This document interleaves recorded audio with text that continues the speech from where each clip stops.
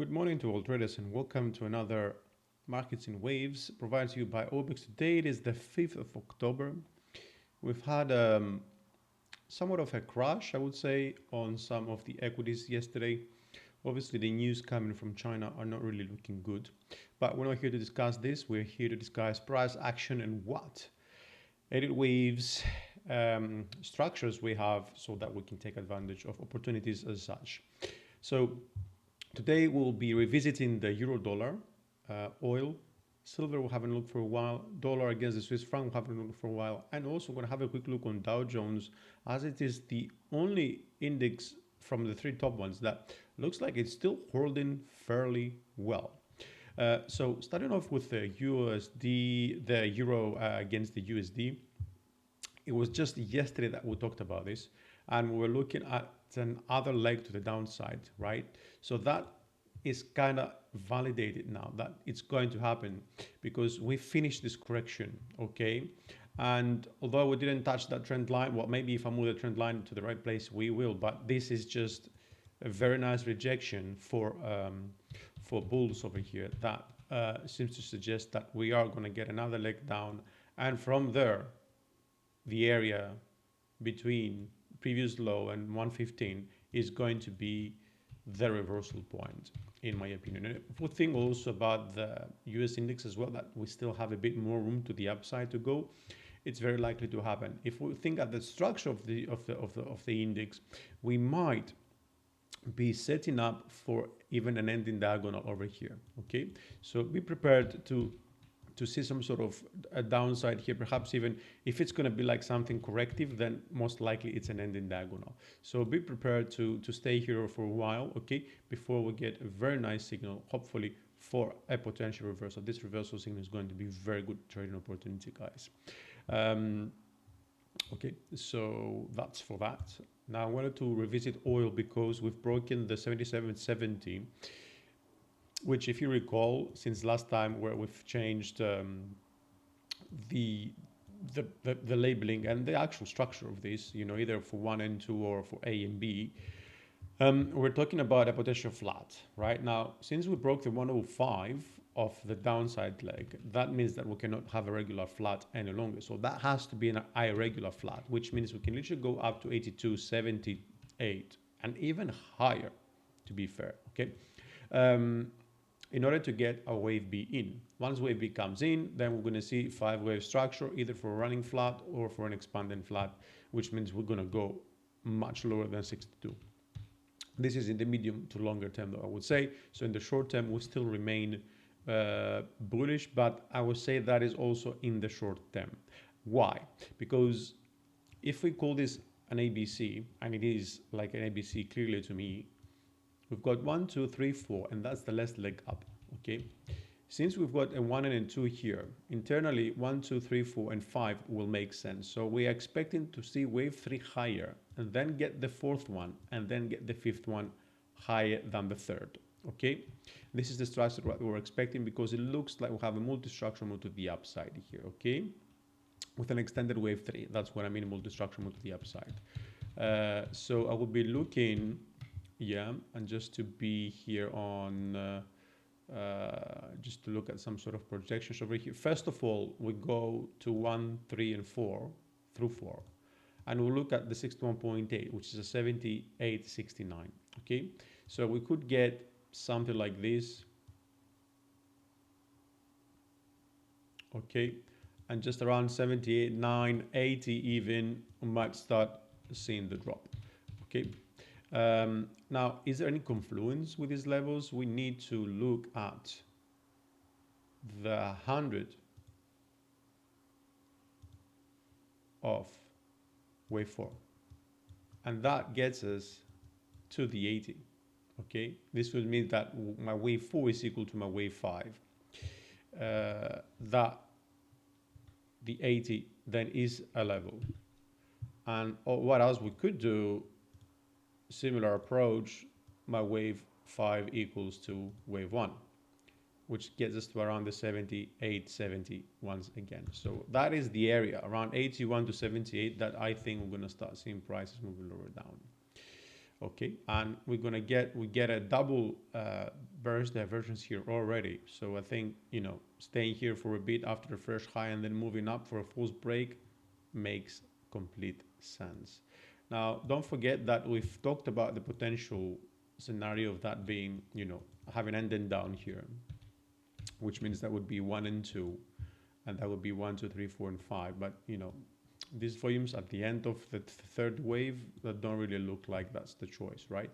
We should have seen volumes increasing here rather than at the end, because volumes increasing at the end, it's more likely connected to some sort of resistance will move up rather than anything else. But in the case, that is the alternative, so we could see that continuing up, okay? If we break the 88.78, that most likely is going to be the case.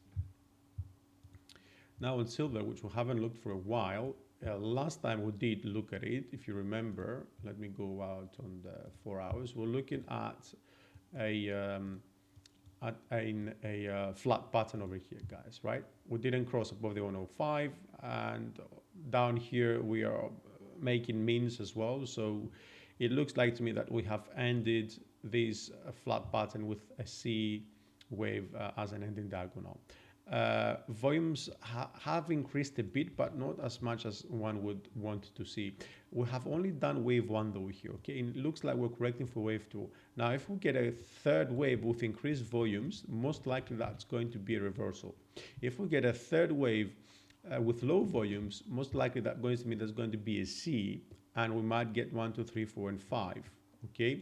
Which means that's going to be an ABC for our ending diagonal wave 5 to end around the 20, 84, 85 or so. And that is an amazing opportunity. Even now, I might even say to the upside, if of course it plays out as expected, if this is indeed the structure that you know, we're looking at, obviously. So silver is an amazing opportunity. We looked at this particular as scenario as a main. We've seen the potential of that being 1, 2, 3, 4, and 5 here, and that being some sort of ABC or something. But guys, the truth is that look at this wave 2 and look at this wave 4. They don't really match in the same structure, okay? So we're looking at the end of the zigzag down here, right? So triple zigzag, if I'm not mistaken. So it could be a case that this is ABC and we're gonna get like ABC down here. Then I would actually be more friendly to that rather than wave 4 being here and wave 2 here. Okay, so full blown down to 1169 that would be, but you know, I doubt we'll ever get there. And I think this structure and this sort of pattern is spot on. Now, dollar against the Swiss franc, which we haven't looked for a while as well. We were expecting last time. Okay, we are here in ended diagonal, by the way, right? 1, 2, 3, 4, 5. So all these waves are supposed to be ABCs. We have done wave A down here the other day, and we're waiting for wave B. We stopped exactly the 78.6, which gives us a very great sort of a possibility of that being correct, because the 78, 79% deep, it's somewhat of the maximum that a simple zigzag can go to, okay? And if we're looking at ending diagonals, you know that all the ways have to be zigzags, right? You cannot get like triangles or flats or things like this. So 78 makes pure sense. Okay, so we've got this A, we've got this B, and an ending diagonal in C, and then we started falling. Not only we started falling, we've broken outside the trend line at the bottom side, yeah, which really somewhat confirms the structure and the downside bias, but also we're expecting for a rejection now. If that gets rejected, it's a certain, okay, I don't want to use the word certain, sorry. There is very good likelihood that the likelihood of that moving lower down is going to be very, very, very big. You know? We need to get first to the beginning of that, around 90, and then obviously see whether they continue lower. Then we need to cross below the 89.20 and you know how it goes, and then for a fresh low before we reverse. So if you ask me, I will be really looking at this sort of confirmation today.